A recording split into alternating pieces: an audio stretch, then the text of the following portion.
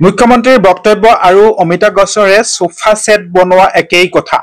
এটা ডাঙৰ খবৰ এই মুহূৰ্তত আগবঢ়াইছো। এটি ডাঙৰ খবৰ, অমিতা গছৰে সোফা সেট বনোৱা আৰু মুখ্যমন্ত্ৰীৰ বক্তব্য একেই কথা বুলি কোনে কৈছে চাওক এই বিশেষ প্ৰতিবেদন। মুখ্যমন্ত্ৰী হিমন্ত বিশ্ব শৰ্মাৰ বক্তব্য আৰু অমিতা গছৰে সোফা সেট তেখেতৰ পৰিবাৰে কাম কৰি খাই চুৰ কৰি নাই। তেখেতে এই ব্ৰেনলিয়া এই ঔষধটো যাতে সেৱন কৰে, এই ঔষধটো স্মৃতি শক্তিৰ কাৰণে খুবেই ভাল। এইটো ব্ৰাহ্মী শাকেৰে বনোৱা হয়। এই ব্ৰেনলিয়াটো খাবলৈ পোনপ্ৰথমে তেওঁক অনুৰোধ জনালে। মুখ্যমন্ত্ৰী ডক্টৰ হিমন্ত বিশ্ব শৰ্মাই সংবাদ মাধ্যমৰ আগত কৈছিল, মোৰতো সম্পত্তিয়ে নাই, তেখেতৰ সহধৰ্মিনীয়ে কাম কৰিহে খায়। সাংবাদিকক উভতি ধৰি মুখ্যমন্ত্ৰীয়ে কলে, কৰ্ম কৰি খোৱাটো বেয়া নেকি? মুখ্যমন্ত্ৰীৰ এই মন্তব্যৰ ওপৰত প্ৰতিক্ৰিয়া প্ৰকাশ কৰিছে পলাক্ষী দাসে। প্ৰথমতে মুখ্যমন্ত্ৰীৰ মন্তব্য চাওক, তাৰ পিছত পলাক্ষী দাসৰ প্ৰতিক্ৰিয়া চাই থাকিব এবি লাইভ 24। সম্পত্তিয়ে নাই আপোনাৰ বাইদেউ এইটো কাম কৰি খায় ন, চুৰ কৰিতো নাখায়।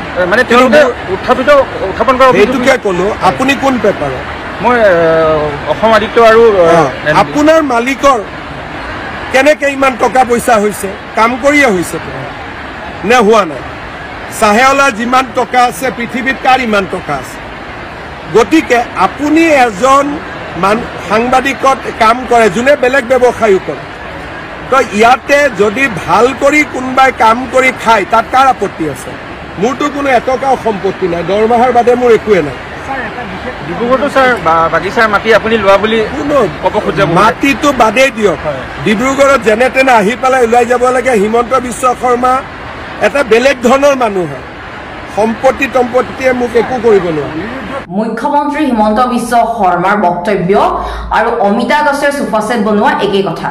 কাৰণ মই এই কাৰণেই কলো, যিহেতু মুখ্যমন্ত্ৰী হিমন্ত বিশ্ব শৰ্মা ডাঙৰীয়া আজি কৈছে যে তেখেতৰ হাতত পইচা নাই, তেখেতৰ হাতত সম্পত্তি নাই, তেখেতে দৰমহা পইচাৰে যেনে তেনে চলিছে আৰু তেখেতৰ পৰিবাৰে কাম কৰি খাই চুৰ কৰি নাখায়।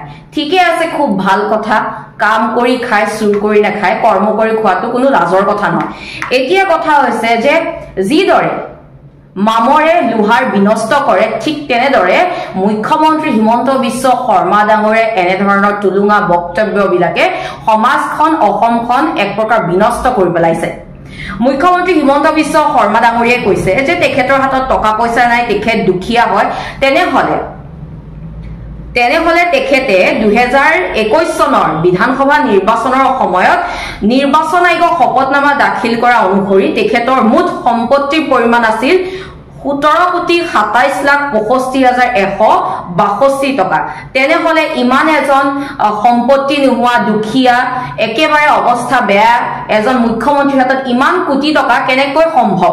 লগতে তেখেত আমাৰ মুখ্যমন্ত্ৰী হিমন্ত বিশ্ব শৰ্মা ডাঙৰীয়া ভাৰতবৰ্ষৰ ধনী মানুহৰ তালিকাত, মুখ্যমন্ত্ৰীৰ তালিকাত 9 নম্বৰ স্থানত আছিলে। এয়া কেনেকৈ সম্ভৱ? কেৱল এটা দৰমহাৰে জানো সম্ভৱ হয়? এতিয়া তেখেতে কৈছে যে তেখেতৰ কোনো সম্পত্তি নাই। পোনপ্ৰথমে তেওঁ সম্পত্তিৰ তালিকাখন দিয়াৰ আগতে মই তেখেতক এটা উপদেশ দিব বিচাৰিছো। তেখেতে এই ব্ৰেনলিয়া এই ঔষধটো যাতে সেৱন কৰে, এই ঔষধটো স্মৃতি শক্তিৰ কাৰণে খুবেই ভাল। এইটো ব্ৰাহ্মী শাকেৰে বনোৱা হয়। এই ব্ৰেনলিয়াটো খাবলৈ পোনপ্ৰথমে তেওঁক অনুৰোধ জনালে। এতিয়া তেওঁৰ যিহেতু সম্পত্তি নাই বুলি কৈছে, আহকচোন তেওঁৰ সম্পত্তিনো কি কি আছে চাওঁ। ইয়াৰ আগতে মই এষাৰ কথা ক'ব বিচাৰিছো, মুখ্যমন্ত্ৰী ডাঙৰীয়া সম্পত্তিৰ তালিকাখন গাওঁতে গাওঁতে মোবাইলৰ ডেটা শেষ হৈ যাব, কিন্তু মুখ্যমন্ত্ৰী আৰু তেওঁৰ পৰিবাৰৰ তালিকাখন শেষ নহয়। মুখ্যমন্ত্ৰী হিমন্ত বিশ্ব শৰ্মাৰ যিহেতু সম্পত্তি নাই, সেইকাৰণে চমুকৈ ক'ব বিচাৰিছো, চাহ বাগিচা তেখেতৰ আছে কাঞ্চনজুৰি চাহ বাগিচা নগাঁও জিলাত, ৰাধাকৃষ্ণ চাহ বাগিচা আছে সৰু পথাৰত, চানমাৰী চাহ বাগিচা আছে তিনিচুকীয়াত। সমান্তৰালকৈ সংবাদ মাধ্যম আছে নিউজ লাইভ, নিয়মীয়া বাৰ্তা, ৰং চেনেল, আইনা, ইন্দ্ৰধনু চেনেল, ৰামধেনু চেনেল, 12-18, টাইম 8। তাৰ পিছত মুখ্যমন্ত্ৰী হোৱাৰ পিছত 5টা বৃহৎ সম্পত্তি আছে বন্যা ইণ্টাৰনেশ্যনেল স্কুল, বাণী গ্ৰীণ ৰিজৰ্ট আৰু মেকডনাল্ড। সমান্তৰালকৈ দৰাগজিত আছে 107 বিঘা মাটি গোল্ডেন ট্ৰেড অফ আসাম পাটমুগা এৰি উদ্যোগ আছে বশিষ্ঠৰ ৰিয়েল এষ্টেটত মুখ্যমন্ত্ৰী আপোনাৰ পুত্ৰৰ শেয়াৰ আছে কলকাতাৰ 17টা কোম্পানীত আপোনাৰে পুত্ৰৰ শেয়াৰ আছে এনেকুৱা অজস্ৰ সম্পত্তি আছে আমি কৈ শেষ নহব এতিয়া যদি সঁচাকৈ আপুনি দুখিয়া তেনেহলে আমি ভাবো আপুনি অসম চৰকাৰ যিসমূহ আঁচনি আছে সেই আঁচনিৰ কাৰণে আপুনি যোগ্য হয় যেহেতু আপুনি দুখিয়া হয় লগতে ৰাইজক যিসমূহ মিঠাতেল দিম বুলি কৈছে সেই মিঠাতেলসমূহ আপুনিয়ে ৰাখি থওক যেহেতু আপোনাৰ অৱস্থা ইমানে বেয়া আৰু লগতে ৰাইজক যেনেকৈ 5 কেজি চাউল দিয়ে সেই 5 কেজি চাউল আপুনিয়ে ৰাখক আপুনি 5 কেজি চাউল আপোনাৰ পৰিয়ালৰ সদস্য আছে 4টা হে 5 * 4 যদি কৰো আমি কিমান হ'ব 20 অৰ্থাৎ 20 কেজি চাউল আপোনাকে দিছো আৰু আপুনি লগতে কি কৈছিলে যে আপুনি ইমানে দুখিয়া আপোনাতকৈ চাইৱালাহে ধনী বুলে চাইৱালা যদি ইমানে ধনী সঁচাকে তেন্তে আপোনাৰ মুখেৰে প্ৰতিপন্ন হল যে চাইৱালা ধনী এতিয়া চাইৱালা কাৰ কথা কৈছে আমি নাজানো 15 লাখ টকা সুট পিন্ধা চাইৱালাও আছে 5 লাখ টকীয়া পেন লোৱা চাইৱালাও আছে আপোনাৰ 6 লাখ টকা সানগ্লাস পিন্ধা চাইৱালাও আছে কোনটো চাইৱালাৰ কথা কৈছে কোনজনৰ কথা কৈছে আমি গম নাপাওঁ আৰু যেহেতু আপুনি ইমানে দুখিয়া আমি ভগৱানৰ ওচৰত অনুৰোধ জনাম আপোনাৰ নিচিনা এনেকুৱা ধৰণৰ দুখিয়া সকলোকে যাতে বনায় আপুনি এতে এইবিলাক ইস্যু ডাইভাৰ্ট কৰিব নালাগে আপুনি যেহেতু আই মাতৃকো সন্মান কৰে নহয় জানো অসমৰ আই মাতৃয়ে অসমৰ সুযোগ্য সন্তান জুবিন গাৰ্গ দেৱৰ কেতিয়া ন্যায় হ'ব হেতুহে বিচাৰিছে অসমৰ আই মাতৃসকলে জুবিন গাৰ্গ দেৱৰ ন্যায়লৈ অপেক্ষা কৰি আছে যদি সঁচাকৈ আপুনি আই মাতৃসকলক সন্মান কৰে অসমে জানিব বিচাৰিছে যে জুবিন দাৰ কেতিয়া ন্যায় পাব যেহেতু আপুনিও জুবিন প্ৰেমী হয় আপুনি নিজে কৈছিল আৰু আপুনি ইস্যু ডাইভাৰ্ট কৰিবলৈ এটা কি কৰিছে যে গৌৰৱ গগৈৰ সন্তানে কি তেল খায় শুনক অসমৰ ৰাইজে গৌৰৱ গগৈৰ সন্তানে কি তেল খায় সেয়া জানিব বিচৰা নাই অসমৰ ৰাইজে জানিব বিচাৰিছে জুবিন গাৰ্গ দেৱক ন্যায় কেতিয়া দিব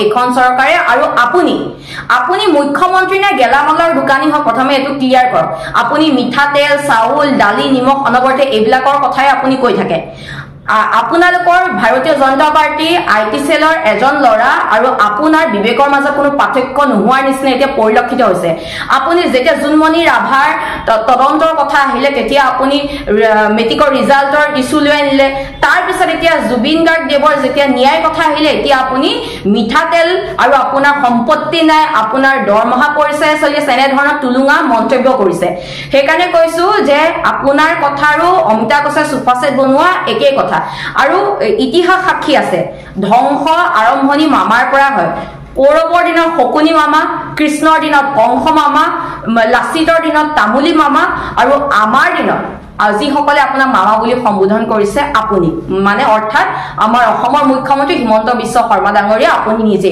সেই অসমৰ ৰাইজে আপুনি কিমান দৰমহা পায় কিমান সম্পত্তি আছে সকলোৱে জানে আপুনি যদি মনত আছে আপুনি নিজে কৈছিলে যে মোৰ পৰিবাৰে যি কৰিছে আপোনালোকক দি থৈ যাব সকলো কিন্তু আপুনি কেতিয়াও নাই বুলি বা আপোনাৰ সম্পত্তি নাই বুলি কোৱা নাছিলে যে যি কৰিছে সকলো দি যাব বুলি কৈছিলে তেনেহলে আপোনাৰ সম্পত্তি আছে এইবিলাক আমি সকলোৱে জানো এতিয়া প্ৰথম কথাটো আছে যে অসমৰ সুযোগ্য সন্তান জুবিন গাৰ্গ দেৱক কেতিয়া নিয়ে দিব এই কথাটো কওক